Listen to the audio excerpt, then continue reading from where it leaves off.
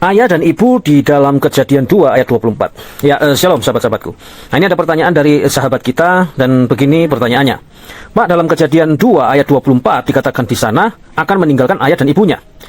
Nah, bukankah manusia pertama itu adalah Adam dan Hawa? Lalu siapa yang Allah maksud dengan ayah dan ibu di dalam ayat tersebut? Oke, baik. Jika itu pertanyaannya, maka begini jawabannya. Ya, jadi memang benar ya, manusia pertama itu memang adalah Adam dan Hawa. Sehingga interpretasi ayah dan ibu dalam Kejadian 2 ayat 24 bisa menjadi sedikit membingungkan. Namun ada beberapa tafsiran yang berbeda-beda yang akan saya paparkan ini, dan semoga dapat menentukan arah pikir kita dan membantu kita di dalam memahami ayat tersebut. Yang pertama, ayah dan ibu secara kiasan. Nah, di dalam tafsiran ini, ayah dan ibu tidak dipahami secara literal, melainkan sebagai lambang ketergantungan anak pada keluarga asalnya. Nah, Adam dan Hawa meskipun tidak memiliki orang tua biologis, masih terikat pada ikatan keluarga asal mereka, yaitu Taman Eden.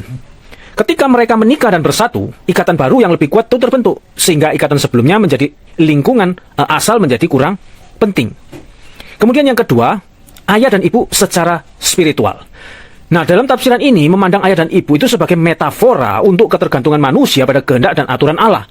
Pernikahan menjadi simbol untuk penyerahan kehendak dan penyatuan hati dengan pasangan, sehingga ketergantungan mereka kepada Allah menjadi lebih dalam dan terikat. Itu yang kedua.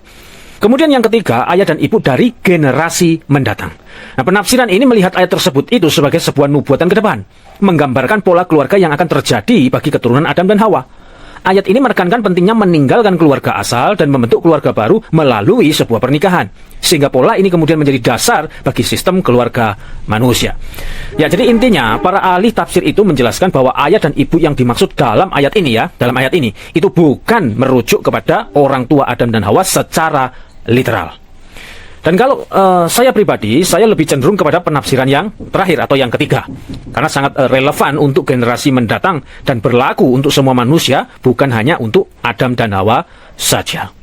Jadi fokus utama ayat ini sekali lagi bukan tentang orang tua Adam dan Hawa, melainkan tentang komitmen yang harus dibangun di dalam sebuah pernikahan.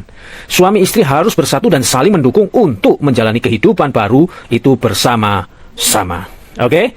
Oke, baik, itu tadi adalah penjelasan singkat dari saya mengenai ayah dan ibu dalam Kejadian. Kiranya dapat dipahami, memberi pencerahan, menambah pengetahuan, dan memberkati kita semua. Amin. Tuhan Yesus memberkati. Shalom.